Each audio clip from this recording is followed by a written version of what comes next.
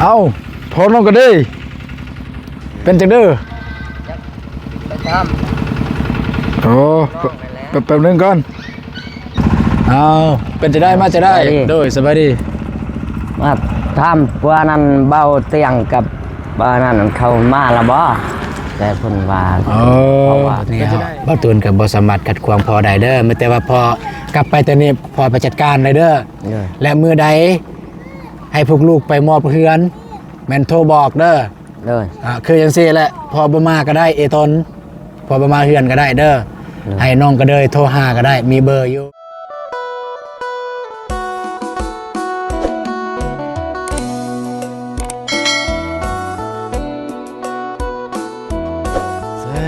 บาดดีพี่น้องเอ้ยเกิดยังคืนพี่น้องเอ้ยบ่ตูนยังนอนอยู่แม่มาปลูกกว่ามีคนมาหาว่าซั่นผู้ใดเด้มาหาพี่น้องเอ้ยเกิดยังคืนมีคนมาหาแต่เช้าๆมาหาบ่ตูนก็ได้พี่น้องเอ้ย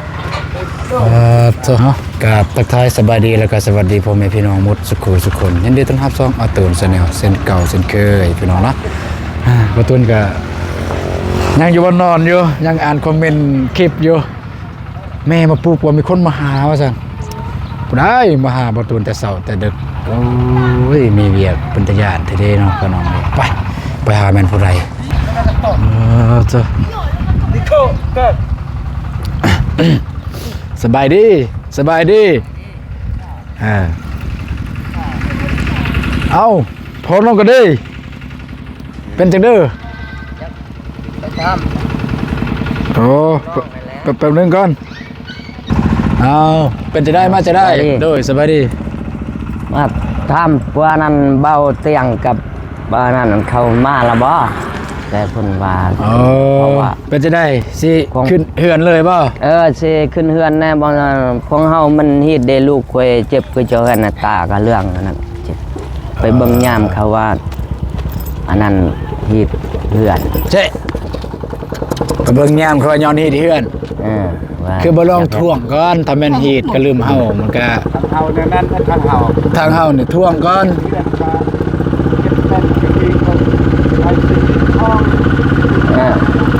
ท่วงแล้วบ่ท่วงแล้วเด้ใครแน่แล้วว่าบ่ท่วงแล้วก็ในวันนี้เขาก็ไปเพิ่นบ่เพราะว่าบางยามเอกเพราะว่าทางนั้น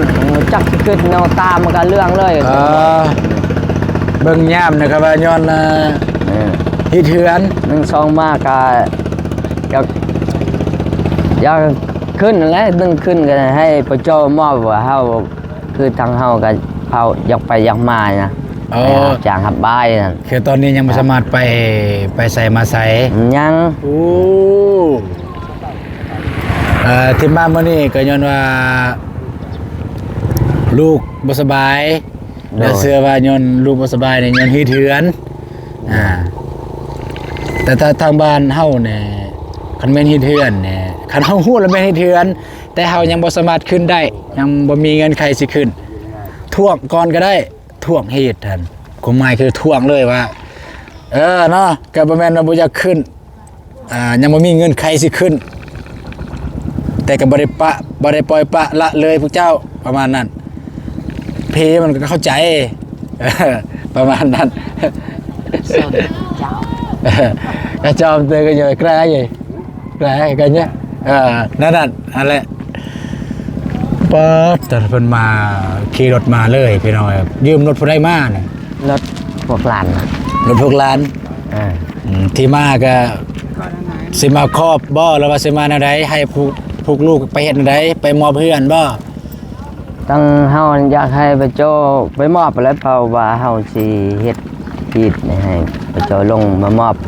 ทีมงานประจรให้ไปหมดเลยมื้อใดแหละกันนั้นหันกันได้นั้นมันมาเมื่อใดแหละเมื่ออื่นหรือเมื่อหื้อเมื่ออื่นนี่แหละของว่าตอนนั้นเฮาได้เลยเด้ขอพี่น้องเด้ขอพี่น้องมันขอติดนี้ซั่นซะพอแล้วบ่เงินคำกำแก้วจะสิขึ้นบ้านเนี่ยก็บ่พอเฮ็ดนั่นได้ก็เฮ็ดทำให้มันวิธีเท่ากันแล้วก็นั่นแหละพ่อก็เฮ็ดซ้ำที่ เอาจากเสว่าจะได้แล้วคันว่าบ่สบายแล้วย้อน สาวอยู่มาติดเก็บ ย้อนบ่ทันได้ขึ้นเฮือนใหม่รอบ2นี่ก็ผู้ที่มอบนี่แม่นไผคนมอบ บ่ว่าทางเองทำทางพระเจ้าและทางคิดและพระเจ้าให้ไผ ผู้ใดก็ได้บ่ตัวอย่างว่าเบานงเบาตูนเบาโกเบาเจ็บเบาฝนเบาเตียงสิผู้ใดก็ได้บ่ในหันหรือว่า ได้ ก็ต้องเลือกว่าผู้ใดคนหนึงไปมอบให้ คันมอบก็คนมีลูกมีเมียซั่นซะคือเบาอนงก็ได้ เบาอนงเนาะ มันก็คือแน่ แต่ว่ายังรอท่าก็ยังรอท่าบ่ได้เนาะเพราะว่า เมืองไฮคายุ เออบ ริเวณเราวี แม่น ผู้ว่ามา แม่นมันต้องคนที่มีลูกมีเต้ามีเมียแล้ว อืม คัน เราฮะจำไม่เอาละไว้ละจ่อบ่เอาไปมับดังด่าอะไรกระโดดกระยุกเต็มผักเลย ยับมานี่ครับเฮาอย่าไปพ่นก็ได้เพิ่นสิเอารถออกมาเฮ้ยพอดีมื้ออื่นนี่บ่ว่าสิขึ้นนี่มื้ออื่นบ่ กันนั้นว่าอยากเริ่มตั้งแต่มื้ออื่นในตอนแรงมื้ออื่นมื้อฮื้อนี่มื้อมอบ มือมอบมืองานเลยมือฮือ อ่า โอเคตัวนี้ก็บอตูนก็เห็นอกเห็นใจ แต่ว่าก็แล้วแต่เด้อแล้วแต่พ่อเด้อกันพ่อว่าย่านอยู่เด้ย่านบ่แม่นอื่นย่านเอานั่งก่อนก็ได้ นั่งก่อนก็ได้ย่านอยู่ได้สมมุติว่า สมมุติว่าบอตูนแล้วก็ทีมงานแม่นอยู่เฮาว่าเฮาอยากให้เฮ็ดพร้อมกับเบาเตียงเพิ่นลงมาเพราะว่าเพิ่นสิลงมาวันที่3ที่4นี่แหละแม่นอยู่ว่าจังซั่นอันนั้นคือความปรารถนาของเฮาก็อยากให้แบบว่าอยากมันครบทีมงานในมืองานหันอยากให้ไปเบิดทีมงานเลย แม่นอยู่ว่าจังซั่นแต่ว่าในเมื่อว่าทางพอละหรือว่าครอบครัวของน้องก็เด้ยได้มีความเจ็บเป็นแนวนั้นแล้วก็ความจะเป็นนั้นความจะเป็นเรานั้นเสื้อว่าย้อนฮีดเฮือนฮีดซานย้อนมาได้ขึ้นเฮือนขึ้นซานจึงลูกหลานจึงมีแนวเจ็บแนวเป็นคือตอนนี้เนี่ยเป็นโตเรื่องตาเรื่องบ่ โดย เพราะฉะนั้นก็ให้ทางพ่อดำเนินเลยจัดการเลยนั่นใดก็ได้ยันว่าจะน้อยว่าทีมงานเฮาว่าสมมุติคือประตูนว่าอย่าฟ้าวเด้อให้ทาเบาเตียงเด้อปุ๊บลูกเป็นจังซั่นจังซี่บ่มีลมหายใจคนที่เสียใจที่สุดบ่แม่นแต่พ่อพวกลูกก็เสียใจกันกันบ่แม่นย้อนเฮาแน่ลูกบ่ได้เป็นจังซั่นได้ลูกพ่อบ่ได้เป็นจังซั่นย้อนเฮานี่แหละขัดขวางบ่ให้พ่อเฮ็ดบ่ให้พ่อเฮ็ดลูกจะเป็นจังซั่นจังซี่อันนี้ก็เฮาคือประตูนเองก็ขอตัดสินใจผู้เดียวเลยซื้อว่าทีมงานก็ตัดสินใจคือประตูนตัดสินใจนี่แหละประตูนก็เสื้อว่าแบบนั้นเพราะฉะนั้นเนี่ยให้พ่อเนี่ยดำเนินเลยเด้อ โดย แต่ว่ามือใดเป็นมือมอบก็แจ้งมือใดเป็นมือมอบก็แจ้งลูกแจ้งพวกลูกยินบ่ โดย มือใดเป็นมือมอบก็แจ้งพวกลูกแล้วก็สิลงไปมอบมอบเนี่ยมีอย่างแน่มอบเนี่ยพวกลูกมีอย่างแน่ เพราะว่าแล้วเฮาบ่ฮู้ได้จัง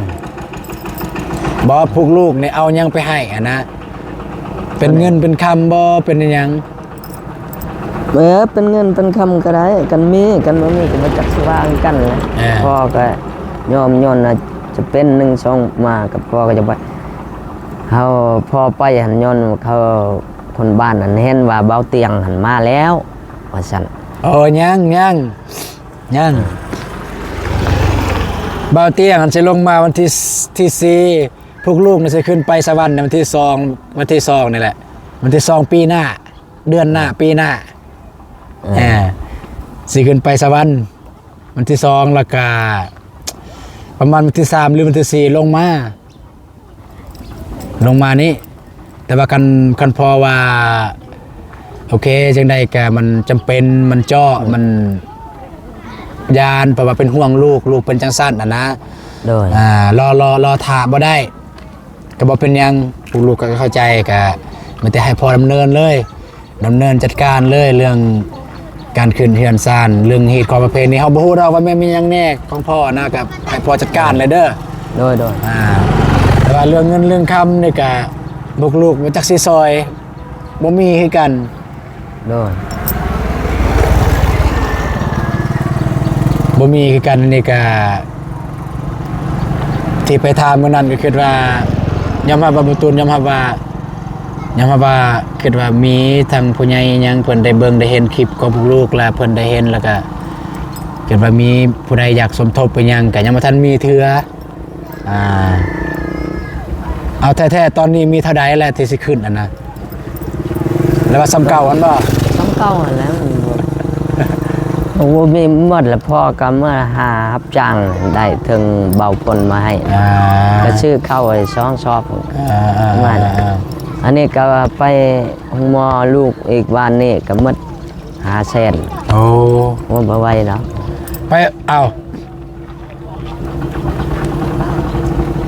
เป็นเหตุพิษโยนเหตุแต่ไปห้องหม้อ เอาไปห้องหมอก่อนเขาว่ายัน อ๋อ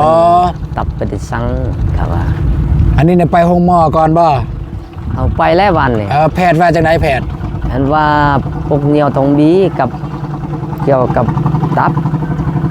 บัดเบิ้งเท่านั้นอันเบิ้งทางมาดูมาเยาทางบ้านทาง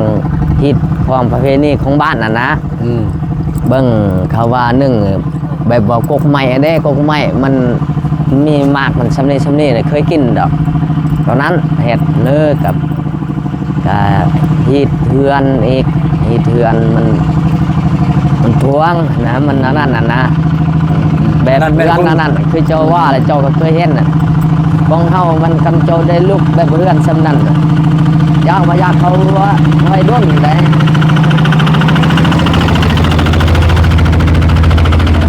อันนี้พอมันเชด้นมาแม่นเอิญกันย้อนวัดท่าพวกคิดแล้วกันแบบว่าคือบ้านเฮามีกันเขาเฮ็ดเองอ่ะนะเขาบริดลเขาเฮ็ดเองแล้วล่ะปุ๊บเขาขึ้นแล้วล่ะเขาเฮ็ดเราได้ฮีดเท่านั้นยากอันนี้ย้อนว่าเฮาบ่มีเฮาคนทุกข์จึงมันดนเนาะฮอดนี่นี่เท่านั้นตอนนี้เราบ่แม่นว่าสิทิมทายให้พวกลูกก่อนนะแต่ว่าพ่อก็อยากเฮ็ดนั่นแหละอยากเฮ็ดแบบพิธีเขาเอิ้นนั่นแหละแต่ว่าบ่มีนั่นแหละเสถาพอมันบ่มีได้เสถากับพอบ่มีพอสิไปสิมาทางนี้ก็บ่ได้ก็คือจังซี่เนาะบ่ตูนสิอธิบายพี่น้องเอ้ยความหมายของพ่อของน้องกระเดยเพิ่น คือในเมื่อเฮาถือศาสนาพีแล้วและจังซี่เฮือนเฮายังบ่ทันสิ้นสุดเขาเอิ้นเนาะยังบ่ทันได้สิ้นสุดเพราะว่ายังบ่ทันได้แล้วฮีดคือทางพ่อเพิ่นนั่นสิไปใส่มาใส่มันยากช่วงนี้มันยากเขาถือแบบศาสนานี่นะต้องถือกันนะเสื้อว่าถ้าไปทางนั้นทางนี้เฮามีความเจ็บเป็นนั้นนี้เฮาเลยบ่กล้าไปเพราะฉะนั้นในเมื่อมันเป็นจังซี่แล้วก็ต้องได้ขึ้นให้มันแล้วเลยขึ้นให้มันแล้วเลยจะเงินจะพอหรือบ่พออีหยังก็ตามแต่จะบ่มีหรือบ่มีก็ให้มันแล้วฮีดเลยอย่างสั้นโอเคไม่แต่ว่าทางลูกก็คือลูกว่าวันแหละคันพอว่าจังสั้นอันนะเพราะว่าทางลูกล่าอันบ่สบายย้อนฮีดเฮือนฮีดซานย้อนบ่ได้ขึ้นเฮือนใหม่รอบ2ทางลูกก็บ่สามารถขัดขวางพอได้เด้อที่ผ่านมาเนี่ยลูกว่าให้ขึ้นวันที่5ที่6ได้บ่ก็บ่แม่นว่าลูกมีเงินสิซอยพ่อดอกแต่ว่าลูกเก็ดว่าในมือที่5ที่6ขั้นมันจะมีทีมงานมาครบเบาเตียงยังลงมานะแต่สวรรค์แล้วก็คิดว่าทีมงานเขาครบเลยแล้วก็ได้ก็พอได้มวนน้ำกันพอได้อันนั้นน้ำกัน แต่ในเมื่อจังซี่แล้วพอว่าสวัสดีอันนี้ในเมื่อจังซั่นแล้วพอว่าน่ะย้อนเหตุย้อนคอง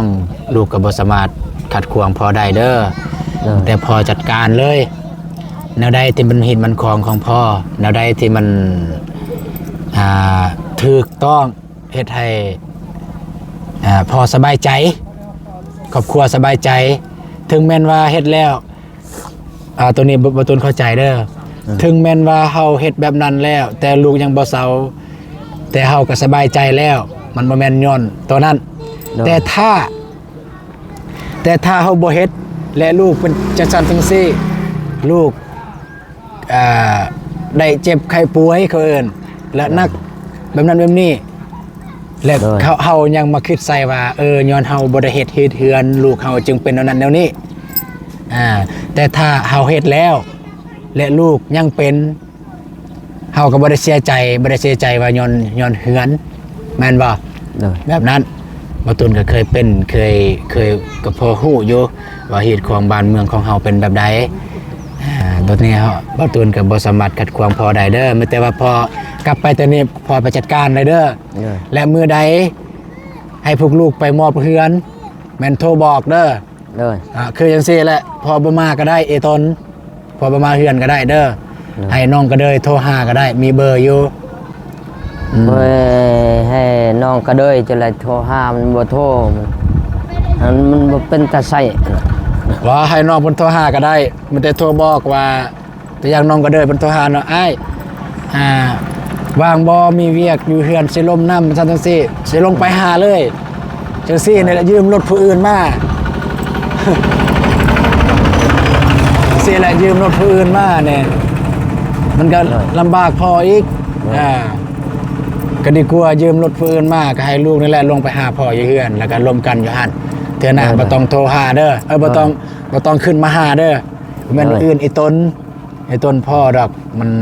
พาหนะมันบ่มีเงินไขมันลำบากเดี๋ยวถ้ามีหยังก็โทรหาแล้วก็สิลงไปหาเอง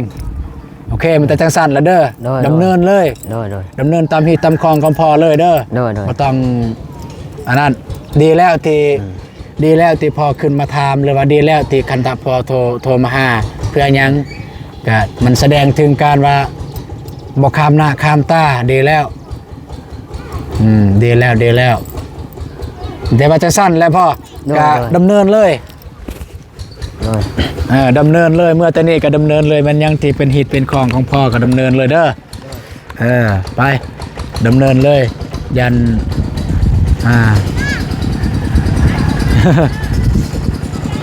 เฮ็ดเลยนะได้มันสบายใจเฮ็ดเลยเด้อแล้วก็ฮอดมือที่มอบก็โทรบอกเดี๋ยวสิบอกทีมงานแล้วก็สิให้เบานงเพิ่นลงไปมอบแล้วก็ลงไปนำกันนั่นแหละแต่ว่าก็สิให้ลาวเป็นคนเว้าวานะและอย่าลืมถามผู้ใหญ่เด้อตนเฮาทีมงานเฮาเอายังไปให้นะเอาเป็นเงินเอาเป็นเหล็กเอาเป็นหยังบ่ถ้าเป็นเหตุของพวกลูกนี่เป็นเงินก็ได้เป็นเหล็กก็ได้ก็คือเอิ้นว่ามอบคำมอบคูณมอบคำมอบคืนมอบเฮือนนะมอบคำมอบคูณให้ ก็ได้เป็นเล็กก็ได้ นั่นบ่ไปซ้ำ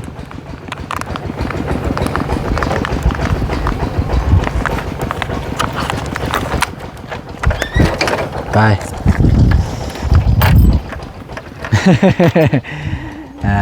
ฮู้เฮือนเฮาไอ้เนาะเอาเคยเห็นบ่เคยเห็นตอนไปสวนนี่บ่แม่มาปลูกคนผู้ใดเลยแล้วผู้ใดมาหาหั่นแต่ถามว่าคนขาวคนดำแล้วว่าคนเตี้ยแม่โอเคเดินทางปลอดภัยไม่ได้จังซั่นแหละคือลูกว่าวหั่นแหละจัดการเลยดำเนินเลยบ่ต้องรอท่าไม่แต่ว่าฮอดมือมอบมื้อใดแล้วก็โทรหาสิลงไปมอบ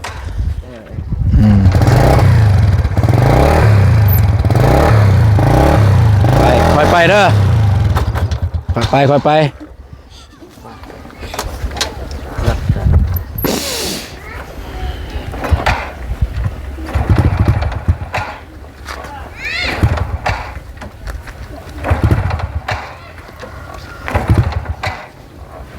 ได้เปล่ายันแห้งๆเลย มันบ่จัก ยันแห้งๆเลยบ่ว่าน้ำมันหมดก็ยังหลายอยู่น้ำมันนี่ขึ้นเยอะขึ้นขาวเยอะเบิ้งสิยัน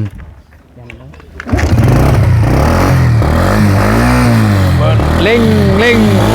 ค่อยๆก็ได้ใช่ไปกำลังตีเอาไปเลยค่อยๆเด้อเจ้าพอน้องก็เดยไปน้องไว้นี่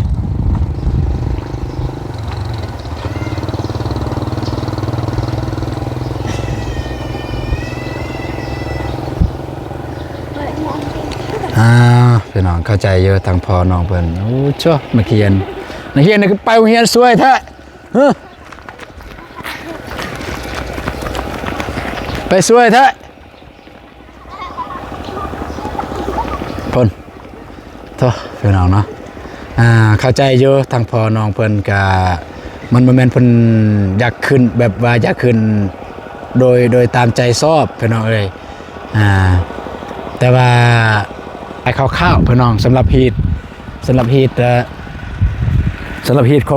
ของเบาตูนหรือว่าฮีตของน้องกระเดยเพิ่นมันบ่แตกต่างกันอย่างไรพี่น้องเนาะกับประมาณนี้ฮีตนี่มันคือเฮือนเนาะคือเฮือนน้องกระเดยเนี่ยยังบ่ทันได้แล้วคือเรายังบ่ทันได้แล้วเทื่อเฮือนน้องกระเดยเพราะยังบ่ทันได้ขึ้นหอบซองต้องได้ขึ้นหอบซองก่อนต้องได้ขึ้นหอบซองและจึงฮีตจึงมันแล้วเลยนะความหมายคือแบบว่าแล้วเลยฮีตตัวบ่สามารถจับบายได้นะจับตองได้เลยคันเพิ่นเฮ็ดหอบซองนี่เพิ่นสามารถไปทางอื่นได้สามารถไปทางหญ้าเฮ็ดสวนได้แต่เพิ่นบ่เฮ็ดเพิ่นก็บ่สามารถไปทางอื่นได้อันนี้ข่าวๆประมาณนี้ที่บ่ตูนฮู้พี่น้องเนาะแล้วก็ที่น้องที่ลูกชายล่าเพิ่นเจ็บแล้วเพิ่นเชื่อว่าย้อนบ่ทันได้เฮ็ดเฮือนแล้วเพิ่นจึงเจ็บประมาณนั้นแล้วเพิ่นเชื่อว่าย้อนบ่ทันได้เฮ็ดเฮือนเพิ่นจึงลูกเพิ่นจึงเจ็บเพิ่นก็เลยอยากเฮ็ดเฮือนให้มันแล้วถ้าคือบ่ตูนเว้าแหละถ้าเพิ่นบ่เฮ็ดเฮือนและลูกเพิ่นเจ็บหนักแล้วขอโทษหลายๆแล้วในกรณีว่าเสียชีวิตเพิ่นสิเสียใจแฮงเพราะว่าก็คือสิ่งที่ตัวอย่างว่าฮู้ทั้งฮู้ว่าเป็นแนวนี้เป็นหยังเฮาคือบ่เฮ็ดนั่นน่ะตัวอย่างว่าถ้าเฮาก็เสียใจถ้าคอยเฮ็ดมื้อนั้นคอยจะบ่เสียลูกคอยไปประมาณนั้นแต่ถ้าสมมุติว่าเพิ่นเฮ็ดแล้วและลูกเพิ่นบ่ได้ไข้แน่แล้วบ่ได้เศร้าหรือลูกตายจากว่าซั่นซะเพิ่นก็บ่ฮู้สิเสียใจเพราะว่าเพิ่นหมดทางแก่แล้วหมดทางสู้แล้วหมดทางแก่แล้วนะหมดปัญญาแล้วนะเพิ่นจะบ่เสียใจประมาณแบบนั้นถ้าผู้ใดบ่เข้าใจกันเดี๋ยวบ่ตูนสิอธิบายอีกครั้งพี่น้องเนาะโอเคสำหรับคลิปนี้บ่ตูนก็สิขอจบคลิปนี้ก่อนพี่น้องเนาะแต่ว่าต้องขอบอกขอบใจพญาจิบุญอีกทีทุกท่านที่ตามชมคลิปของบ่ตูนตั้งแต่ต้นคลิปจนจบคลิปพี่น้องเนาะจะได้ก็ขอให้ทุกท่านอยู่เย็นเป็นสุขกายสุขใจสุขภาพแข็งแรงเด้อเนาะบ่ตูนก็ตกใจทางพ่อน้องเพิ่นมาแบบกระทันหันจังซี่ปุ๊บแบบมาแบบกระทันหันเลยบ่ตูนคิดเลยในใจว่าน้องยังบ่หรือบ่ยังนะน้องน้องสายหลาก็เดยนะตามที่บ่ตูนฮู้แบบฮิตของประเพณีแบบนั้นนะยังละบ่ยังบ่แต่ว่าก็ฮู้อยู่พอฮู้อยู่ว่าน้องเพิ่นมากระทันหันย้อนยังฮู้แหละเพราะว่าน้องก็เดินเพิ่นบอกแล้วน้องสายหลาเพิ่นบ่สบายบ่ตูนก็ฮู้แหละมาแบบประมาณแบบใดก็คือลูกแม่นอีหลีลูกสายหลาเพิ่นบ่สบายเพิ่นฝ้าวอยากเฮ็ดแบบนี้ก็ไอ้ต้นอยู่พี่น้องเอ้ยแล้วก็นับถือเพิ่นอยู่เพิ่นเฮ็ดแบบเพิ่นบ่ได้ข้ามทีมงานความหมายคือบ่ได้เฮ็ดเลยนะคือแบบถามทีมงานก่อนแล้วก็เฮ็ดจังซั่นจังซี่ก็โอเคนับถืออยู่แล้วก็เพิ่นก็ฮู้ว่าเฮ็ดอะไรก่อนโอเคพี่น้องเอ้ยเจอคลิปต่อไปสำหรับคลิปนี้ก็กล่าวคำว่าสบายดีเด้อพี่น้องเอ้ยเจอกันในคลิปต่อไปเนาะถึงงานเฮาได้ไปใส่ก็อย่าลืมติดตามเบิ่งพี่น้องมื้อนี้ก็บางเทื่อว่าบ่ตูนกับน้องบองจะเอาสอบไปซื้อเหล็กแล้วก็กับเงินที่ยังเหลืออยู่ให้มันแล้วก่อนปีใหม่พี่น้องไป